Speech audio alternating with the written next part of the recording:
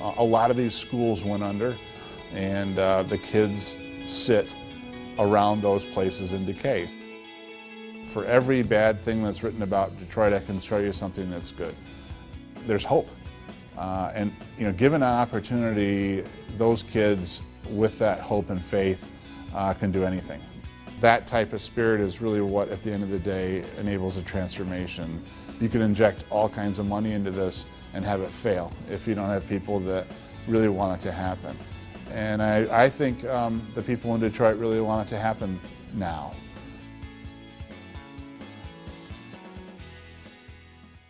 I'm Geneva Brooks, and we're going to go on a tour of the area by Cody in Detroit. It's like 1, 2, 3, 4, 5, and then it's another one. It's a lot of abandoned houses. This is very unsafe for once. A lot of crime can go down with the open doors. Once again, you can barely see past the grass. It's just a mess. It's like a jungle. Just look at all this right here. Y'all see how this is like one big abandoned house with all this tall grass. The kids walk to school every day, and they have to go by those abandoned homes. We're just trying to figure out what can we do to make a difference. One company is making that difference. This is the story of how General Motors is changing the conversation in Detroit. This is the story of what happens when you combine the wisdom and experience of 60 GM retirees with the energy and fresh ideas of 108 interns from 11 Detroit high schools. Together with 11 student mentors from the University of Detroit Mercy, they work to transform Detroit, one neighborhood at a time. This is the story of Student Corps. Rarely do you have a win-win-win-win-win situation, but this is what we really have. We have a jump start for the students that you see in the room today to have General Motors on their resume, make some money, do something that they're proud of back in the communities where they're growing up and living.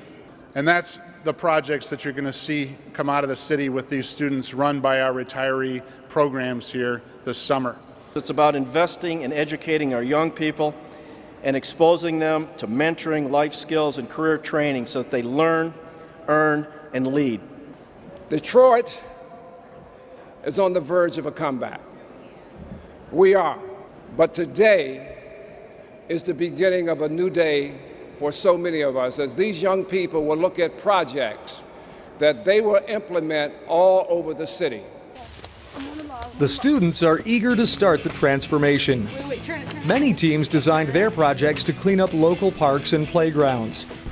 We're fixing up the shed panels, making them look nice, making them more durable. The ones that are in right now, they are rotten at the bottom. We're trying to give the whole city a better image to anyone that's looking in from the outside. Basically, since we grew up around here, we just want to make the park look better, because since I was younger, the park's always been kind of messed up and nobody really takes care of it. It needed us to refresh it and stuff like that, and what we're gonna do, everybody is gonna be happy with it. This is my school. I've been here 4 years, and I done walked home a few times through this park, and it just looks like, it just doesn't look safe, like somebody could get hurt, a kid could get snatched up, something like that. I've been here for 4 years, and this park has never been with swings or cut or anything like that.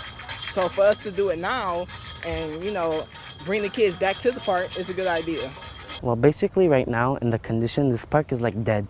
The swings and the slides are burnt, there's graffiti everywhere, and there was weeds growing here. You can hardly see the tennis fields, and we're like renovating it, trying to bring it back to life. This is a place where so many kids come, and it's like terrible to see profanity written on swings and slides. It just doesn't give a positive message to the public. We're called the city of progress, for a reason, because we can progress and we can make ourselves better. If you can transform this big of a park, your options are limitless. It's a big commitment for these young, energetic students, eager to prove they can do a hard day's work. It's an equally big commitment for the retirees. They've already paid their dues and earned the right to sleep late in the summer. But they're excited to share their wisdom and knowledge with these students. So, Ms. W, you come all the way from Ohio? Yes, I do. Every day that I come here. How long do it take you to get here? 2 hours. How long do it take you to get back? 2 hours. So what time do you wake up? Why do I do this? I do not know. Because you love us. Because I love you guys, right? So Well, I think for some of these kids, it's really their first time of having a job where they you know, get the discipline of being someplace at a certain time in the morning and working all day. So I think that's a big plus. I like this. This will probably help me with my application, showing that I did work with GM along in the programs and actually get experience for job work and labor. And so the summer begins. 11 teams of students and their mentors setting out to transform their communities and themselves. This will require a lot of hard work and teamwork. We've been working along on the islands on Kelly Road, getting all the weeds out, replanting, putting up new flowers and bushes. We had to take all the dead grass up, and then we dug holes and then planted the flowers. If you scared of bugs, this ain't the job for you, because it's a whole bunch of bugs. We got a lot of weeds that like to stick you, so we got to wear these sleeves so we don't get stuck. The viaduct project, which is a viaduct that as you come into River Rouge, it's known as the gateway to River Rouge. And our effort there was to beautify it by pulling out all the weeds, planting 150 boxwoods. It's horrible, actually. It was basically you seeing weeds growing out, roots sticking out. Well, it was hot, I'll tell you that, but I love it. I mean, a lot of people actually comment on us. A lot of people come over here and say, you know, you're doing a good job and all, and I'm proud of it. I really am. I really developed a respect for these kids. When we started out, they didn't know which end of a hammer worked. Now they build a pergola in 3 days. So I think they did good. The student corps team at Central Collegiate Academy decided to restore an abandoned park in one of Detroit's most historically important locations, the same exact street corner where rioting broke out in 1967. Many say Detroit has never fully recovered from the violent uprising, but these students can enjoy the fruit of their labor as the community throws a block party at Gordon Park. This event is to give back to the community and have everybody in the neighborhood come over here and have fun. Jim did a hell of a job too for us, and so once they did that, it's up to us now to keep this park up. What they're doing here is most symbolic of change and transformation. Yeah. Because, you know, this was ground zero. You know? Yeah, it was. Yeah, it was. And now here we're seeing people coming together of all ethnicities, enjoying a beautiful day.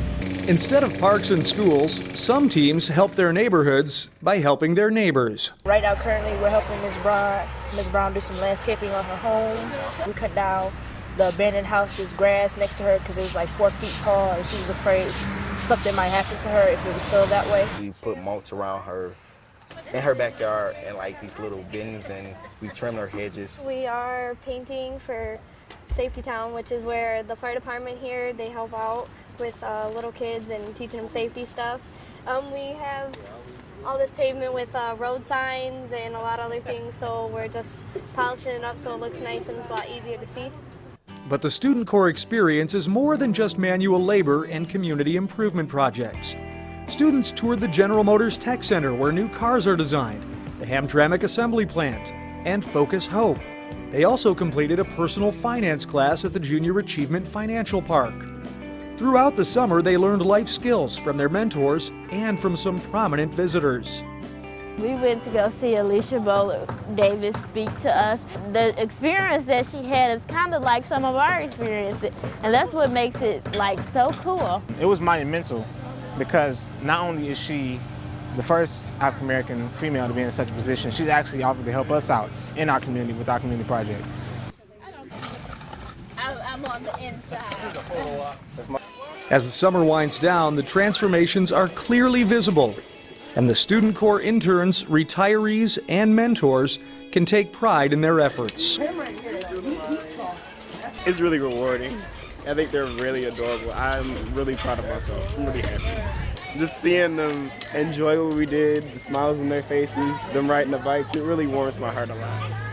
It looks beautiful. I think it has preserved Safety Town for another couple of years. Powerful impact on our little town. Thank you. Everybody in the city, they say how great a project this looks. It's a gateway in and out of this community, and this wouldn't have been possible without all you, the youth. And I want to say thank you on behalf of the City of River Rouge.